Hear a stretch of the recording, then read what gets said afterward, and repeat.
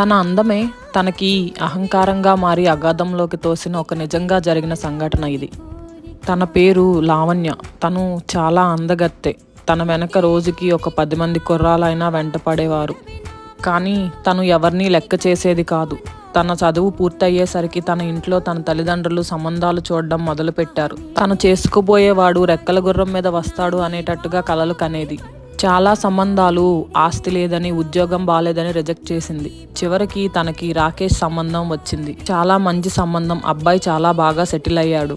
పైసా కట్నం లేకుండా తనని పెళ్లి చేసుకుంటాను అని అన్నాడు. కానీ తను కొంచెం నలుపుగా ఉండడం లావణ్యకి ఇష్టం లేదు. కానీ ఇంట్లో వాళ్ళు బతిమాలి బలవంతం చేసి చివరికి లావణ్యకి రాకేష్కి పెళ్లి చేశారు.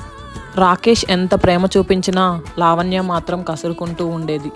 ఓ రోజు లావణ్య క్లాస్మేట్ పెళ్లికి లావణ్య మరియు రాకేష్ ఇద్దరూ వెళ్లారు. అక్కడ లావణ్య స్నేహితులందరూ రాకేష్ రంగును చూసి వేళాకోళం చేశారు. లావణ్యకి తల కొట్టేసినట్టయింది. ఆ రోజు నుంచి లావణ్య రాకేష్తో బయటికి వెళ్లడం కూడా మానేసింది.